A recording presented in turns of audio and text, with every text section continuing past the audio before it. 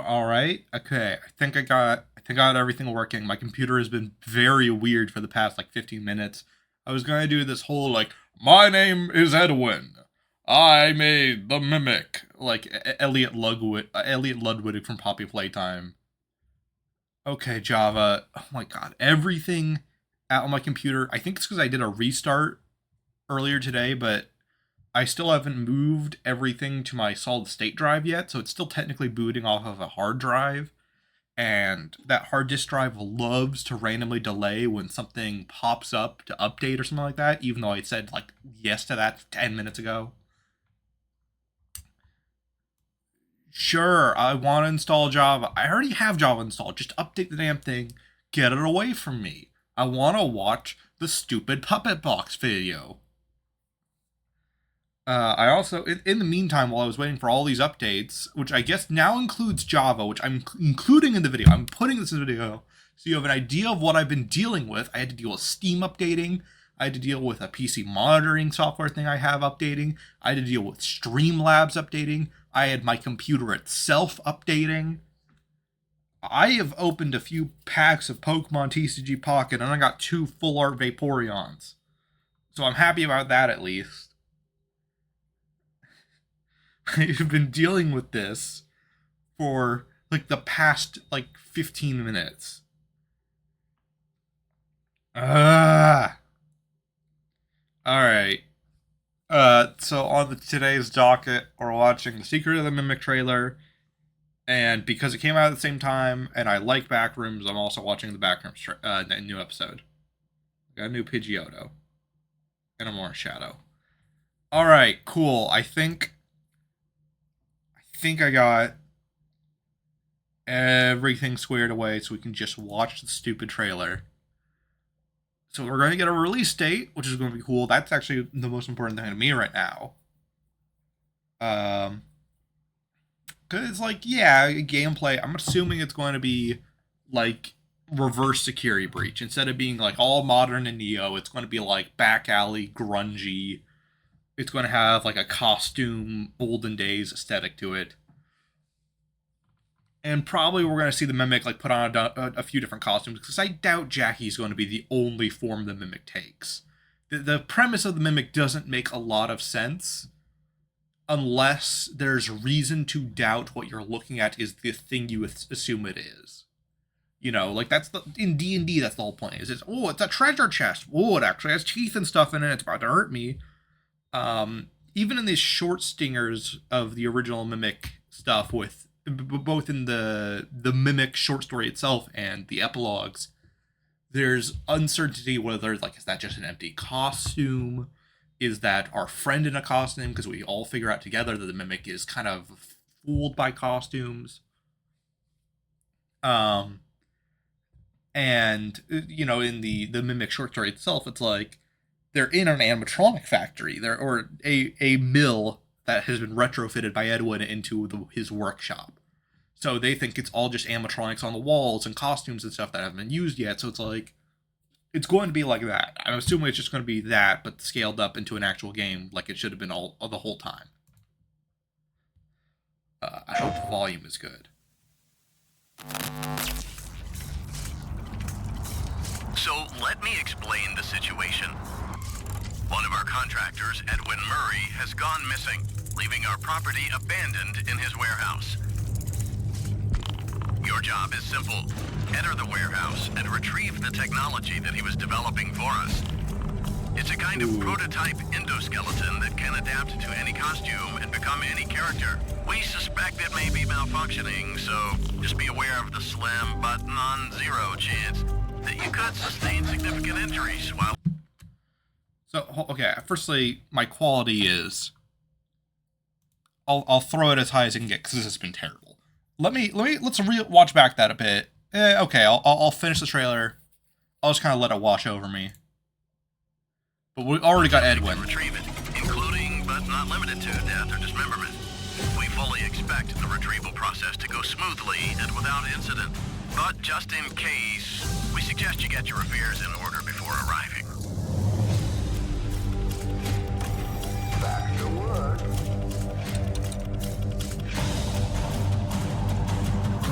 funky. What?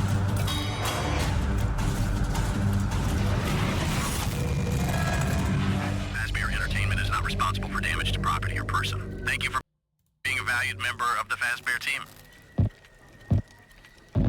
So 6, so that's so that's June 13th. So that's soon. That's next few months. A good halfway point of the year. Okay, so that's a lot to break down. I thought this was going to be like the initial Help Wanted 2 trailer, which showed us nothing almost. So already we have the orange eye gag at the start of this. Already also we're doing an outside shot, which I cannot remember the last time we ever did an outside shot in FNAF other than like the Michael Afton cutscenes in Sister Location. And some of the scenes in FNAF 4. And those are very special circumstances typically. Oh, I guess we had the alleyway shots in 6, and you can kind of see out of a security breach in one moment towards the start of the game where you're like, oh, trying to run towards the exit. Edwin Murray's name drop right at the start is a huge flex on us. Like, no, you are intended to read the books. I saw the elephant and stuff in here. Let's go over this again. So let me explain this. So Andy Field is playing our guy here, but that actually doesn't quite sound like Hand Unit. It sounds like if you've ever heard a guy who's in everything, including multiple roles in the same show, they don't always play the same character. Just because this was on my mind, like recently, because some clips I was watching.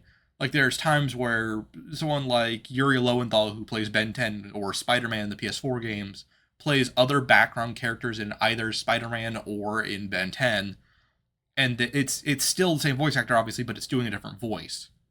It sounds a little bit like Andy Field's playing almost like a human version of Hand Unit, where it's like I almost wonder if this is the guy Hand Unit's based on, like that voice, like because like a lot of those tech voices are based on someone's real voice, or use samples of someone's real voice, or at least for the creation of them. So it almost makes me wonder if we're in 1979, or this might be later actually, because this looks a lot more advanced than what was described in the short. So that's what's weird about this. The short story downplays what Edwin's workshop was, like, to an nth degree. Situation. One of our contractors, Edwin Murray, has gone missing, leaving our property abandoned. Like, this is nowhere near what the short story portrayed the office as, or the workshop as. In his warehouse. Your job is simple. Enter the warehouse and retrieve. Like, this is... But it's still clearly trying to be from the same time period. Like, this poster alone screams 1970 on top of the radio, on top of the original digital alarm clock, this sort of box tube monitor set, like the dot. No, nothing used these dials after 1983, basically. Which I think is, I would say nothing used these dials after like 1982, I would even say. I know it's a 1 year difference, but that's enough difference to get the NES. The technology that he was developing. So let me backwards. So we're getting Mushroom Guy, who is one of the costumes described in either the epilogues or the Mimic short story itself. We're seeing him a few times. We saw that a Springlock character somewhere in there very clearly. For us. It's a dog kind of prototype This is going to be great for the FNAF TCG. Holy shit. Skeleton that can adapt to any costume and become any character. We suspect it may be malfunctioning, so just be aware of the slim but non-zero chance. So there's also going to be a looks like we're going to have the tiger as one of our antagonists too, which was Hi, Jackie. Which is kind of interesting because I don't think there was a tiger other than David's plush, which obviously the plush is not going to be the Mimic. It's going to be a full-size costume because as much as the Mimic can change size, I doubt even the Mimic can fit in something that small. So what's interesting is I'm not sure which team we are because in the Mimic short story, they were Team 2 and they were the ones who helped the Mimic get legs. If I remember correctly. Or was that Team 1? And also we know what happened to Team 2. Whereas we seem to be basically on our own, which means either we're Team 1, which I don't think so, or we're Team 3 because Team 2 also died. Sustained significant injuries while attempting to retrieve it, including but not limited to death or dismemberment. That's a great shot, though. We fully expect the retrieval process to go smoothly and without incident, but just in case, we suggest you get your This shot, affairs in order before arriving. I think, might be one of my favorites for playing with the Mimic's eyes. Like, these look like cigarette lighters almost. Like, there's something so weird about how these eyes look compared to the rest. I kind of wish this is how his eyes always looked. Like, that just looks better than usual. Also, I think Edwin might be Novel Henry in terms of what the hell are you achieving at this point in time historically. I know the FNAF world as a whole is a lot more advanced than the real world, but dude, what is going on anymore? Like it's almost steampunk-esque what we're seeing here. I think my monitor's technically not. Let me try going down one notch. So okay, that works better for me.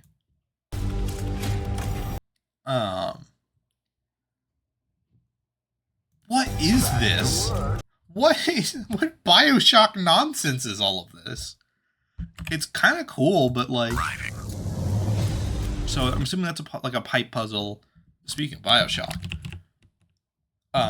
we can see we're gonna have to do that. So that's one segment. It looks like we have the correct answer here.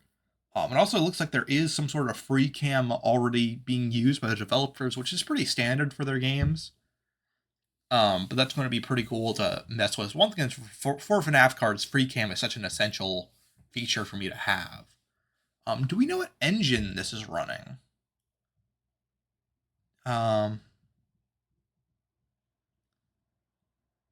it looks good, like, but it might just be a well-made Unreal 4 game. Back to work.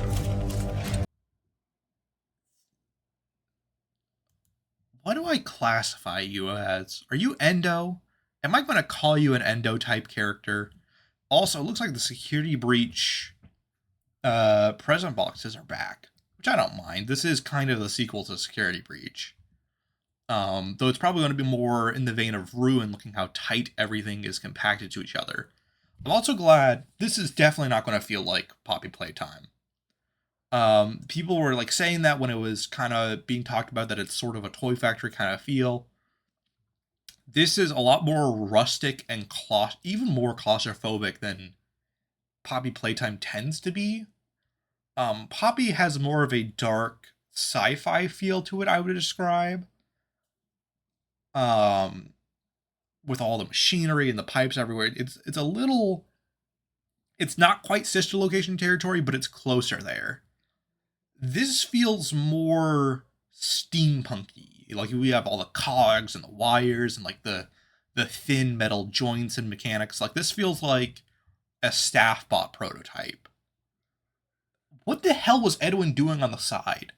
I know he made animatronics, but like the Edwin in the short story made a vacuum cleaner that could move around and then some costumes. He didn't actually make a lot of animatronics from what we were really told. Like we were told he was capable of it. He was smart in that field. So we knew he could, but the story didn't really talk about him doing it a lot.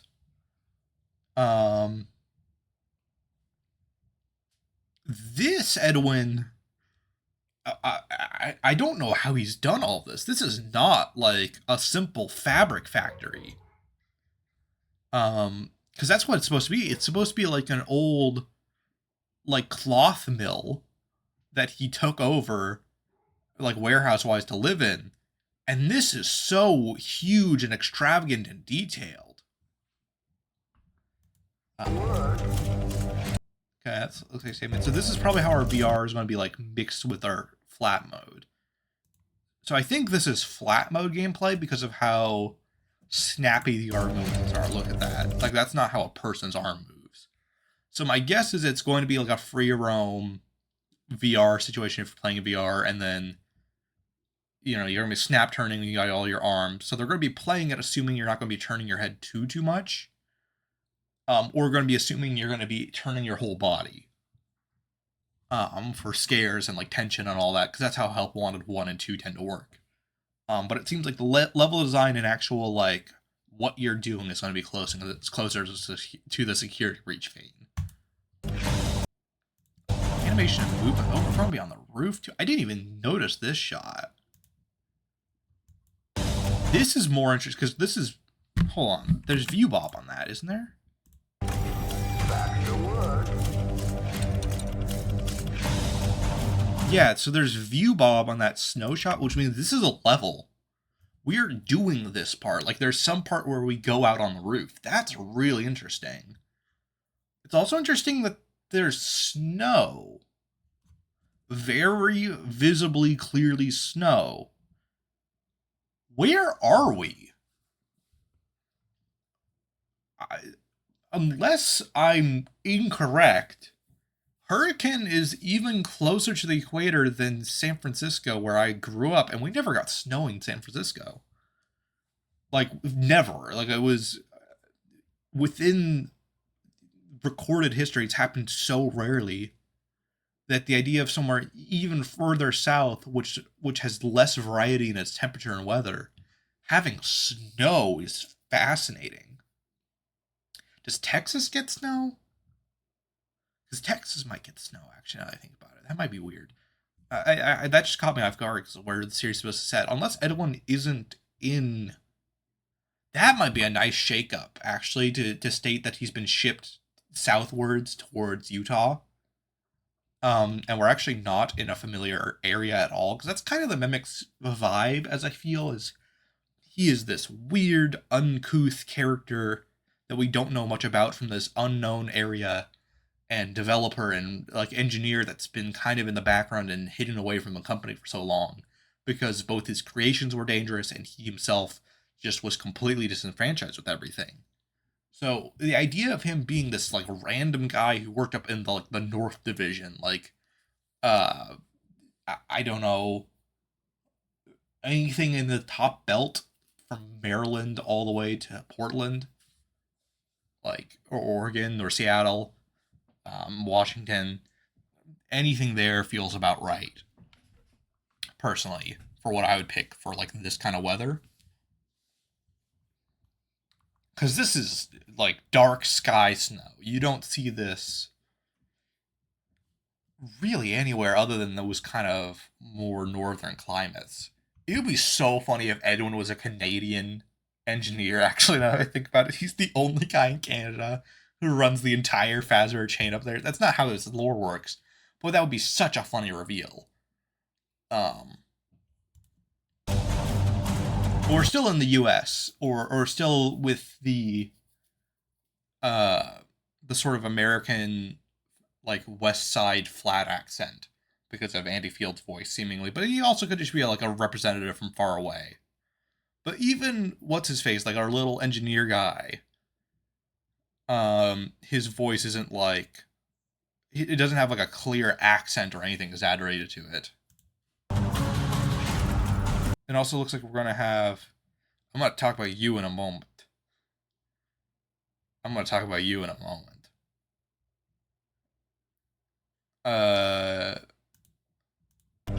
Snow shot. Okay, so we got our tiger plush. And looks like we're going to have like an older... So we still are in the past ourselves. Because that was like part of the thing, is like we're a later team is kind of part of the point of the Mimic short story. but even our Phas wrench is older than what we saw in Security Breach. Or at least it's like a more generic model. Because it's still got like this green LCD screen kind of look. We're still using... It could be. It's kind of harder to say. It could just be that we got this from the factory, so it's older now that I think about it. Because that's an important thing to consider. Is like, oh, we might have had to pick this up so we could interact with certain technology around the building. Insert data driver. Ooh, that's fascinating to see.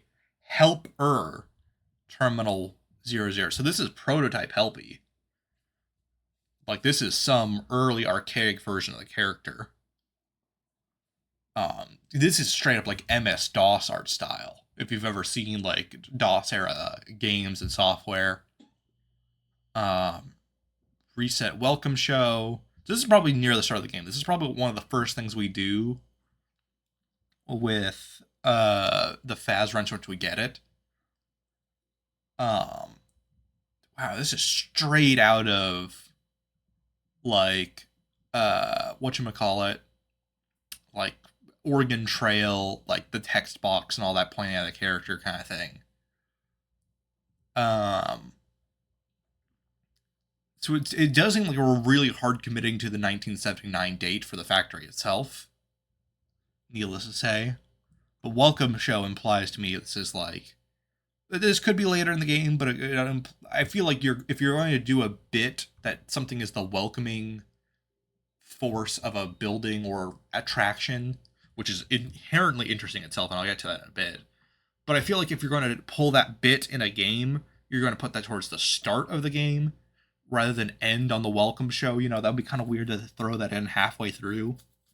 Who knows? It could be anywhere technically. Like, nothing implies it has to be. But welcome show itself is strange and weird and fascinating implication wise.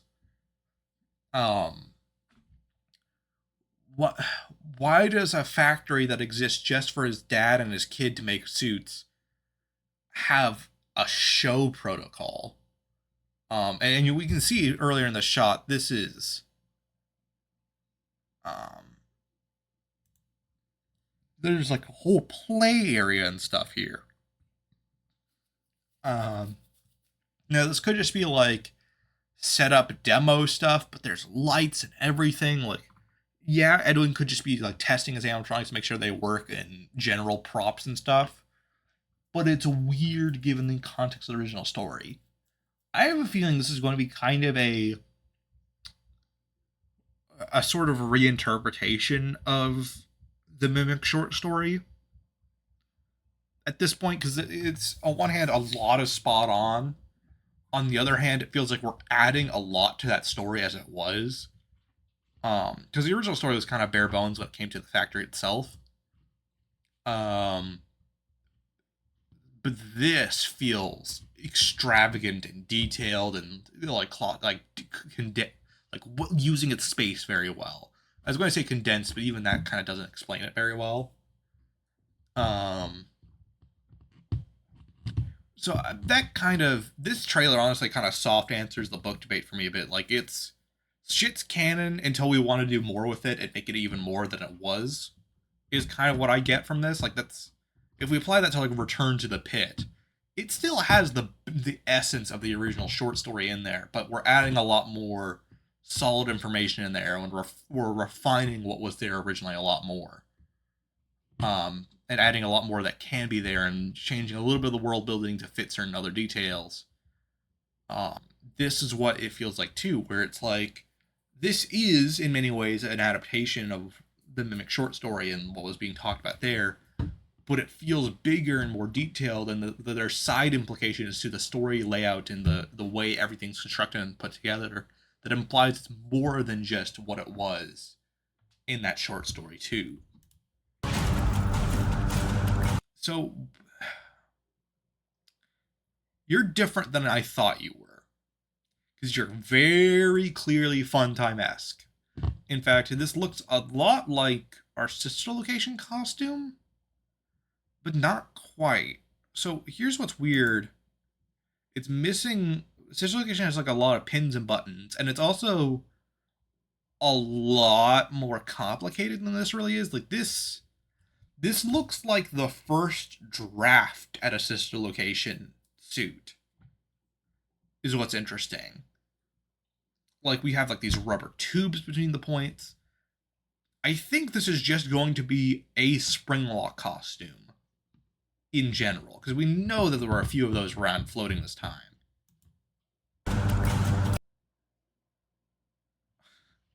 I love that our employee is winding a mouse for some puzzle. Oh, that was a good hit there. Hold on. And another giant card. Proto Music Man or some shit. That's going in 2 spaces. What the hell is this thing? What did Edwin build this for? How did he build that on his own? I'm sorry. Did the Mimic build this? How does a human being build something like this? What am I looking at? Edwin did everything on his own in the short story. No. I don't care if the upcoming game claims he did. There is no fucking way Edwin built this on his own. I don't care if he canonically did. He did not. Fazbear Entertainment is not responsible for damage to property or person. Thank you for being a valued member of the Fazbear team. That's a great first trailer. That hypes me up more for something a little bit more than almost any FNAF game for a while. Because Help Wanted 2 was hyped because it was like, oh, more fun mini games and stuff, but it didn't look scary even early on. It looked tense, which it was. I'd argue Help Wanted 2 is a fairly tense game, but it's not really a scary game. This feels like we're maintaining the improved momentum of Ruin. I don't know if it'll be scarier than Ruin. I hope it will be, but combined with Into the Pit, which had some great moments in it, I think we're on a good track with FNAF games right now. It feels very like we're learning a lot of mistakes from the like the early 2020 age. Because if you think about it, from like 2020 proper to about 2023, maybe even some of 2024, it feels like that was, I'd argue, the worst stage of FNAF, sadly. And that's not to say there wasn't good stuff within that time frame. It's to say that the hypothetical merit of FNAF as a franchise was at its question the most. We had more books than anything else, and as they went on, their quality decreased more and more. Up until Tales from the Pizzaplex towards the end, which picked up at the, I would say at the halfway point, Tales from the Pizzaplex kind of proved its worth a little bit more. The front, Tales is almost the reverse of what happened with Fazbear Frights. Fazbear Frights started pretty strong in terms of its initial roster of stories, but aside from the stingers, I feel like the last half of Frights is kind of lame as a whole. That's when it gets the most cannibal-y for like what its sense of horror is. Not literal cannibals, but also kind of literal cannibals with the case of Pizza Kit. But I mean, like, it cannibalizes a lot of the same few concepts or stories a few times. Like we have a lot of person turns into thing body horror stuff in Frights as a whole, and you can feel that a lot in those later books. And And Security Breach, I like Security Breach, but it's objectively not the best FNAF game. Like I said, I'd like so much the Security Breach, but it's just not as good or scary or tense or, I mean, it's fleshed out, but it's not fleshed out in the ways that make a good game. It's fleshed out in the holy shit, this scenery is jaw dropping and so detailed and well put together for the most part, aside from the actual level geometry, which is buggy as hell. But Ruin was a great step forward where it felt like we had narrowed down our focus both in gameplay and level design and story. Everything felt like it was put more of a direction. And while I really like the story that Help Wanted 2 does add, a lot of people, like, if it's one of those FNAF games where if you're just playing through Help Wanted 2, it has no story. If you're a lore diver looking for everything in that game, it actually has a lot of cool implications and stuff, and fleshes out Cassie's dad significantly. I'd argue.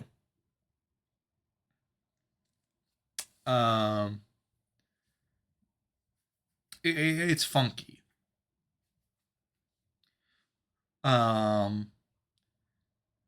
Then we got Into the Pit the game, but it's kind of a standalone thing as far as we know for now. Like, it might be canon to the main games, but what its involvement in that canon is kind of nebulous right now, at least until we get our next game, which is presumably Fetch based on CU at the end of the 3-star ending.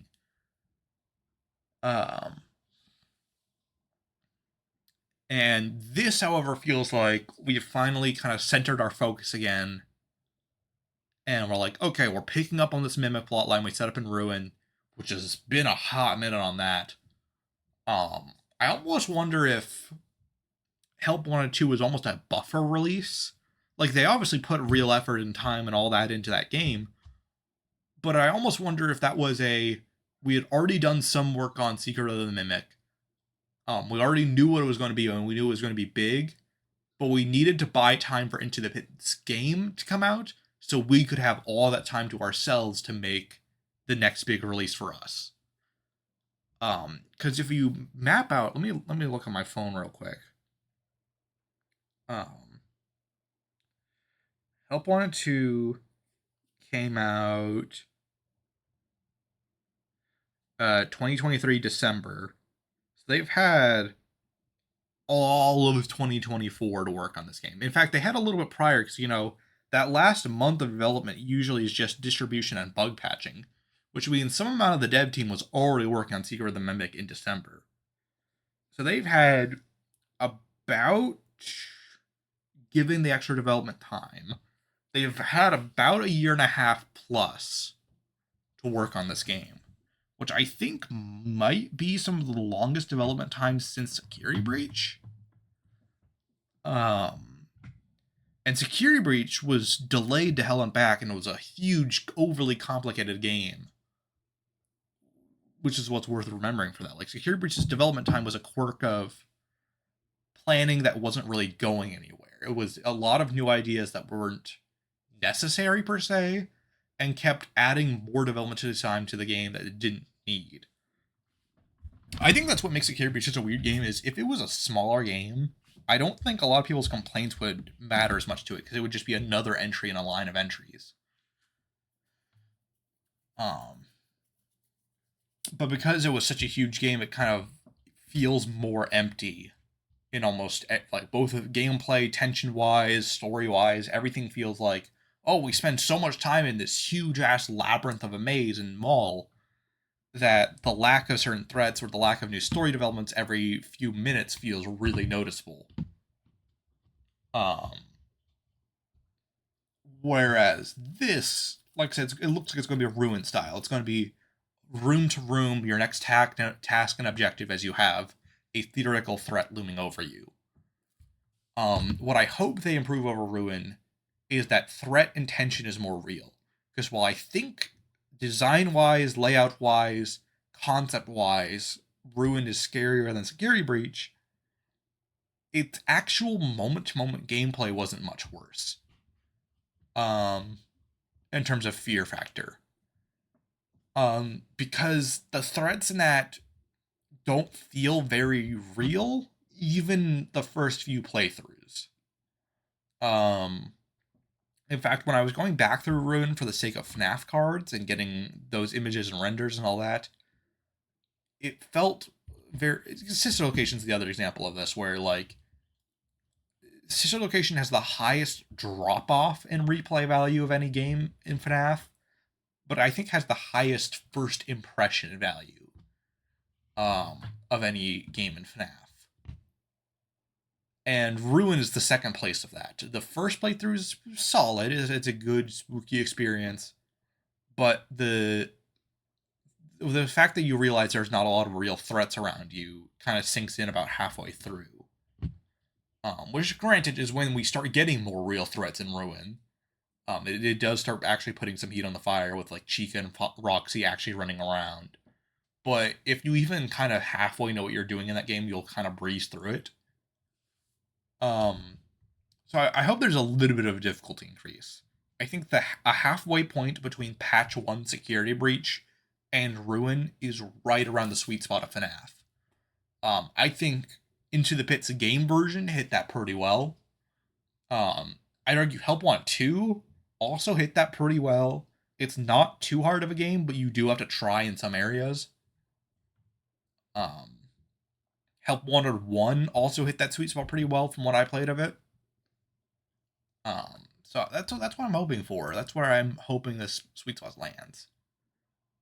I still love this burner eye design. Like, this looks like... I don't think candescent is the term. What's the term for stovetops that look like this? Like that kind of, like, metal coil burner. What's the term? Let me drink some water while I think on this. Conduction. I think conduction is the term. Let me look that up to make sure I'm not stupid on that, because that's the word that comes to mind, and that sounds a little right.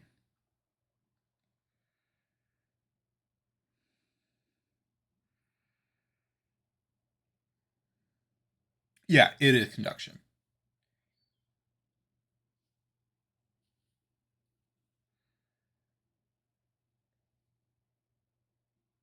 Oh, or it's a convection.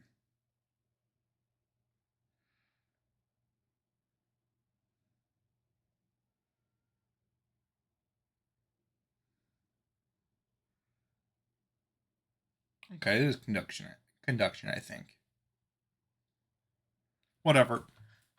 I like the eye design. It looks cool.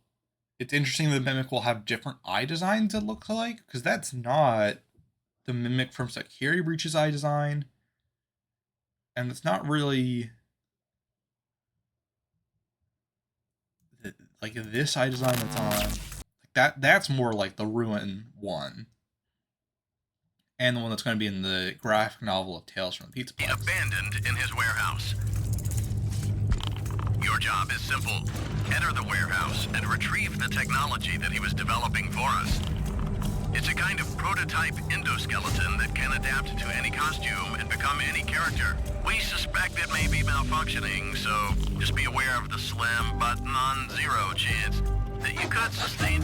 So if we look there, that's a much more traditional Mimic glow. Like, we can't see any curves or details that imply it's like that weird conduction heating lighting system.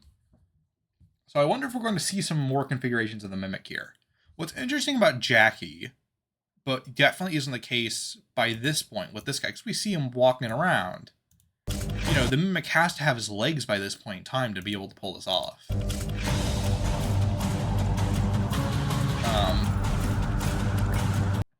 And for that shot too, assuming this is the Mimic, we can see he has legs. But those legs, what's interesting about this shot is those aren't the Ruined Mimic's legs. So this is going to be another Mimic variant, or incomplete. Like, this is the prototype, as he said towards the start. So I'm assuming this is going to be what I called like Mimic. I think I just called it Mimic prototype. Hold on.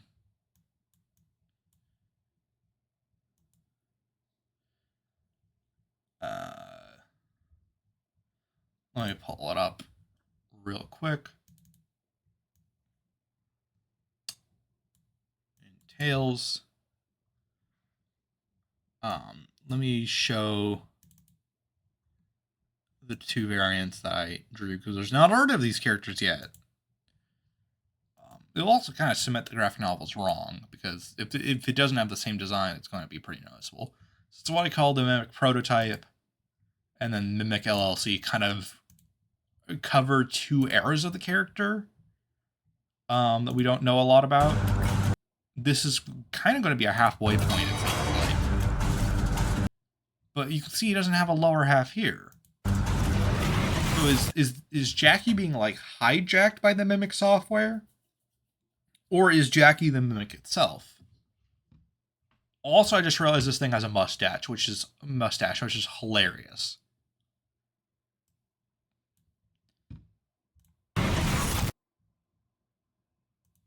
It's a little disappointing to see that we have the old jump scare screen again from Part 1 and 2, Scary Reach and all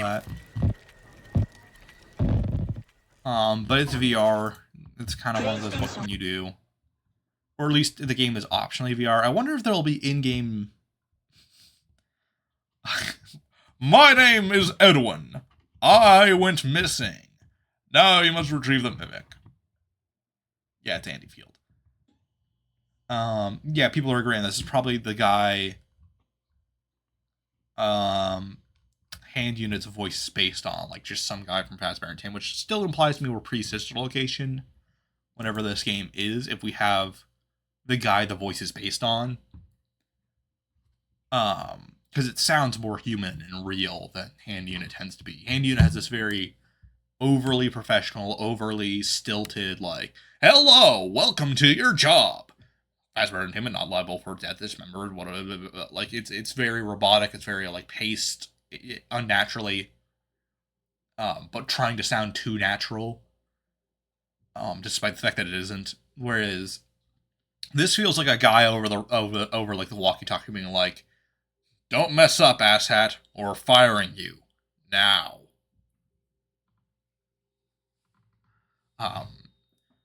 So the reason I was going to do, I mentioned at the start, that the reason I was going to do like an Elliot Ludwig doing the Edwin bit was before I had actually watched Jackie's Box, I had seen that phrase all over, and I knew it was like from a FNAF song or something like that, where it's like, "My name is Edwin. I made the Mimic." So I assumed it was a real song because the lyrics themselves, it sounded like sort of like a Henry-style confessional, almost. So I thought there was going to be like this serious bit in a song, where it would like come down to a lull or something like that, and he would say that and admit that, and it was going to be like a professional recording, or something like that. And I didn't know it was a joke song. I didn't know it was a parody.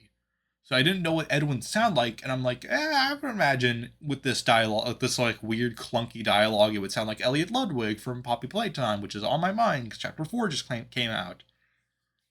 But he absolutely does not sound like Elliot Ludwig in Jackie's Box, which I had never put together those were the same thing.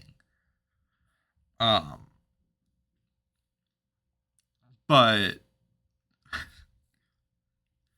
oh, this is gonna be interesting. I wonder if we'll see Edwin himself in this. That would be cool. I don't think so. I think it's gonna be usual where like we're on our own, doing whatever the hell we want. But it looks good. I'm hyped for this. I'll have some. My computer's gonna be a little bit reconfigured by then, so I'll probably be able to run this on pretty high specs actually, all things considered, which is not usual for me. I usually run on the kind of lower mid-range, tech-wise, but I might be able to push it further. This is only 4 minutes long. Let me watch the new Backrooms episode. This is going to be a much more traditional, like, YouTube reaction, like, wow, what? Ooh, mystery. Rather than, like, the more detailed breakdown. I just want to throw this in here because I like the Backrooms. No, I don't like this, and you shouldn't either. What are you trying to get out of this, Marvin? We're on the same side, for God's sake. I don't disagree that things were handled poorly, but please, can you try to have a little perspective here? Handled poorly. They killed him, George. He was alive, And you can't tell me for a second that the United States Department of Energy didn't have the resources to fix things. Are you kidding me? Neither you nor I know exactly what happened, and frankly, it shouldn't be something that concerns us. Look, I know you appreciate how lucky we are to be a part of this project. It's not worth dying on this hill. Yeah, but what if next time it's you? Huh? Or me? Marv, come on. You want to put me down like an animal over a minor fucking hiccup? Give a speech at my memorial? It's not cost-effective, George. Yeah, but we're not going to let that happen, are we? You know how I know? You're the fourth person I've had this conversation with. Nobody wants a repeat of what just happened. Listen, I know how stressful this is, but the best thing you can do now is just take a couple weeks off, give yourself a chance to process, and, you know, that'll show them that we can handle these kinds of things. This is a teaser for the movie. This feels way bigger and more cinematic than usual. Yeah. Sorry, I know, you're right. I think I just had to get that out of my system. I don't know what that was. No, please, I get it. I think it's the right call. You gotta keep pushing forward, okay?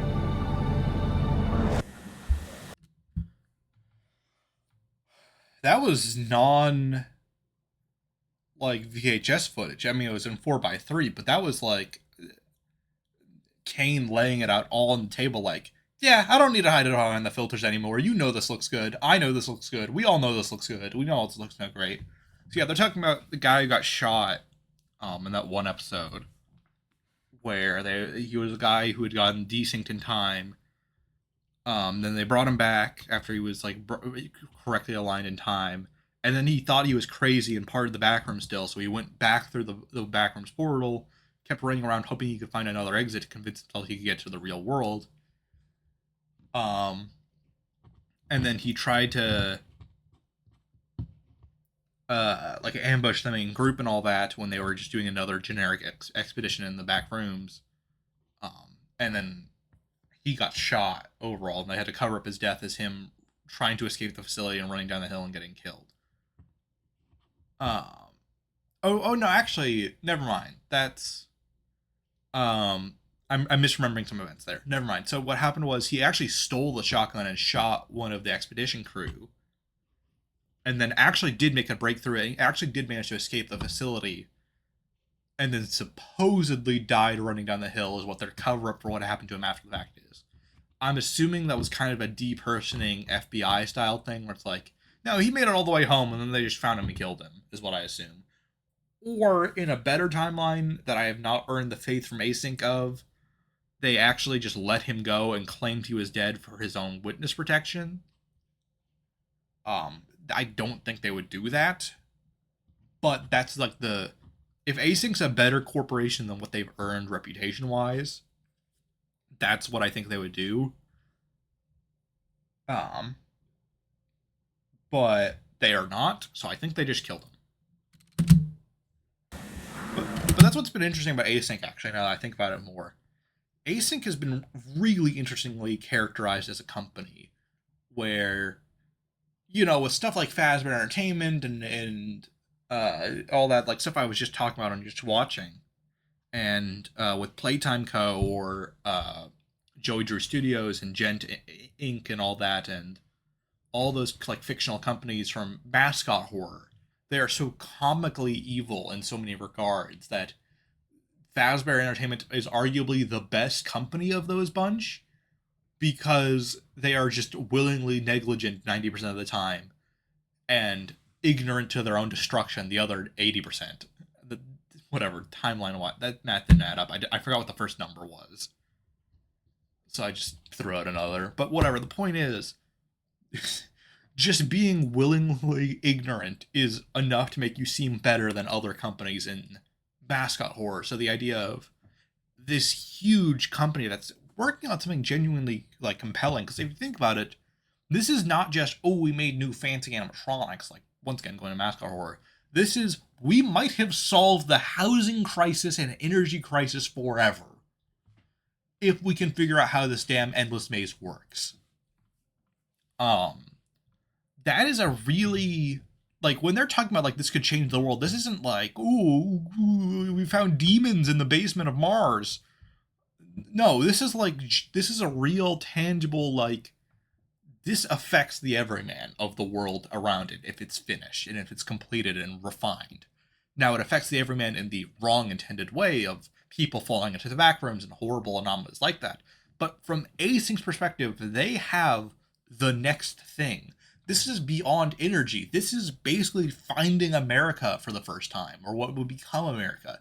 It's that level of huge, holy shit, our entire map of the world is wrong. Like, it's huge to learn something like this. This is, if this actually happened in the real world, this would be the greatest discovery in human history, I would argue. And so them being defensive and really wanting to push it anyway, I kind of get for once in a series. There's not much like it. And okay, fair enough. That's a funny small reveal there, that quick turn to show they've just built like normal walkways over stuff. Of course you would. That's the other cool thing, is all of Asyn's changes and plans make sense. Putting up doors around the front area of their little thing, like, of course you would want secure doors there. Putting walkways over this one area where they had a fall before. And do we not know what's behind this door yet?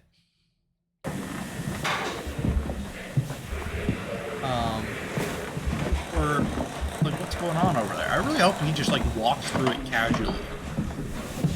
Because there was green glowing nonsense there before. It's interesting we don't see a lot of this construction in the later time chunks. Okay, so it's just another area of the backrooms now.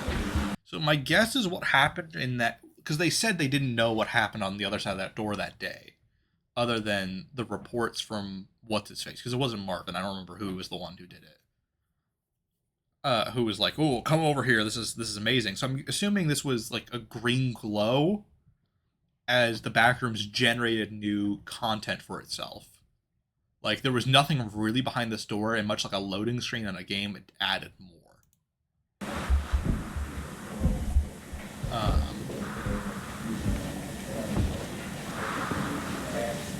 Yeah. George? So, Oh, hey. Hey. You had a chance to look around back here yet? No, not yet, but I'm seeing it now. Okay, cool. we had George in the prior wait here for a episode. second. I want to show you what we found down the hall in just a moment. I do think we have some reoccurring characters. Like, I think we have like Sure. an expedition team typically. But decent sound. But I think they're bonding together enough that it should come out chunkier. Ooh, this is weird. Oh, That's- weird. This is even... Ugh. Am I in the backrooms? Am I George? I didn't know I was George. This is even stranger than I thought. But I want to make sure that I down, up, Huh. try up, down, on this one, and then down on the next. Okay, let's try that.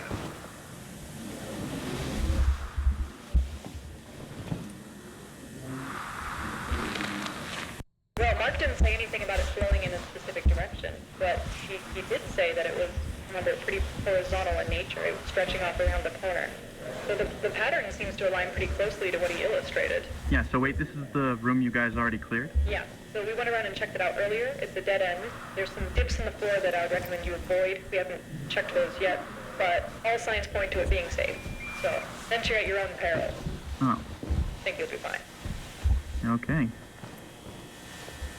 Can you clip further into the backrooms? That feels like something that could function in this world. That's weird. And it kind of happened once with Kane in episode 1, where he finds like the drop off back to reality, only to be grabbed by the bacteria monster. Oh.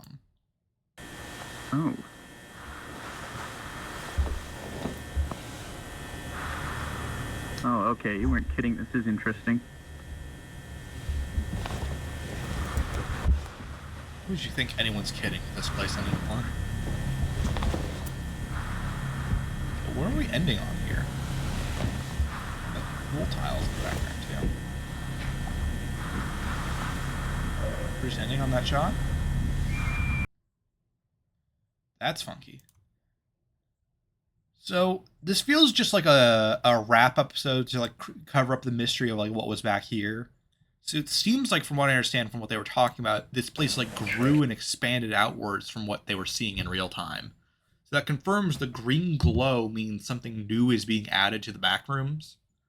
It seems like to me, if I heard that right. Let me hear it again. Here. Oh, weird. This is even... I want to show you what we found down the hall in just a moment. Sure. But these down. But I think they're bonding together enough that it should come out chunkier. Oh, weird. This is even... Ugh. This is even stranger than I thought. But I want to make sure that I down, up, Huh. try up, down, this one, and down, let's try that. Then it should come out. Down the hall in just a moment.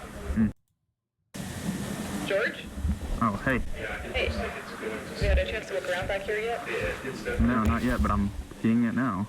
Okay, cool. Wait here for a second. I want to show you what we found down the hall in just a moment. Sure. But these down. But No, I don't. I thought I heard something I didn't hear. I think.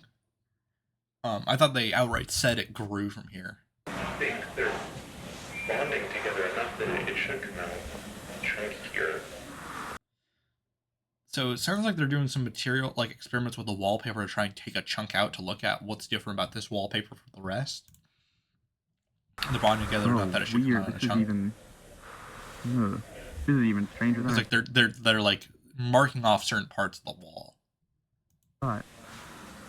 But I want to make sure that I down, up, Huh.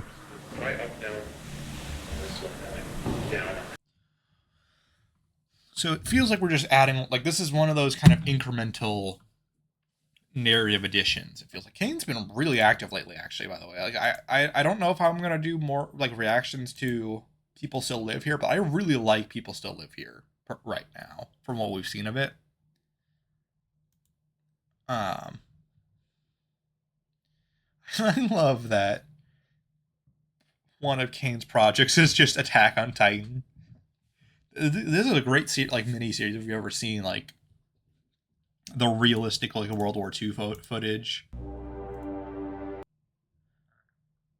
of Attack on Titan. Like it doesn't make a lot of sense in universe, like what who's getting footage of this and how. But it's a cool little thing. I don't want to play in case there's like copyright music from actual Attack on Titan in there. 19 trillion year old director and VFX artist. I never noticed. I wonder if that was making fun of people calling out Kane as younger, and so Kane wouldn't, and also so Kane wouldn't have to keep updating his age on the listed page. So just pick some big number. That's it. That's me. But yeah, this has been a cool like little reaction day for me. I've spoken for about an hour though, so I think I've got a good cutoff point now. So yeah, that's all.